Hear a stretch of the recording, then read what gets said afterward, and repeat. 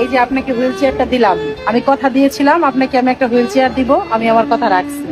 নেন আপনি এই হুইল চেয়ারটা, যেহেতু আপনার একটা পা নাই, আপনি এই হুইল চেয়ারটা দিয়ে আপনি হচ্ছে বাজারে যেতে পারবেন, গ্রামের রাস্তা দিয়ে হাঁটতে পারবেন, আপনার যখন মন চায় বাথরুমে যেতে পারবেন, কোথাও আপনার ধরেন আজকে ভালো লাগলো না, তারপরে আপনি কোথাও ঘুরতে মন চাইলো, আপনি এটাকে বসে ঘুরতে পারবেন।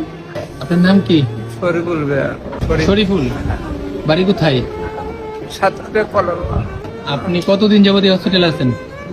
18 দিন। কিভাবে অ্যাক্সিডেন্ট হয়েছিল আপনার?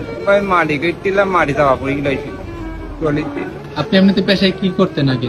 ওই চাষবাস করে মাটি কেটে খাই, ওই মাটি কাটতেন? ওই ছাড়া কিছু নেই স্যার। ওই আচ্ছা, আজকে একটা হুইল চেয়ার পাইছেন আমাদের সিনিয়র স্টাফ নার্স সুমি আপার কাছ থেকে। আপনার কেমন লাগতেছে এখন পাওয়ার পরে? ভালো লাগে। একটু দোয়া করবেন সবার জন্য, হ্যাঁ? দোয়া করবেন, আমরা আপনার জন্য দোয়া করি। দোয়া করবেন। আমার নাম সুফিয়া আক্তার সুমি, আমি জাতীয় অর্থোপেডিক্স হসপিটালে সিনিয়র স্টাফ নার্স হিসাবে কর্মরত আছি।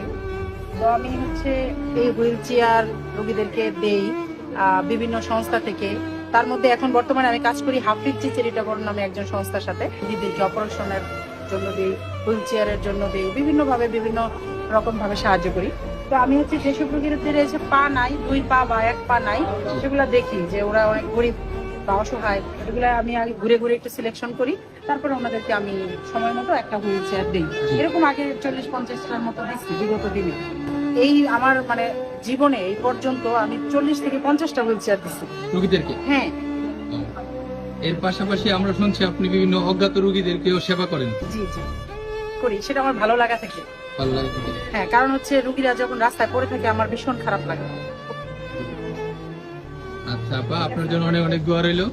আর আমরা সবাই চাই যে আপনি এইভাবে আরো ভালো ভালো মহৎ কাজ করেন, এগিয়ে যান। দোয়া করবেন আমি যেন এরকম সবসময় করতে পারি রোগীদের জন্য।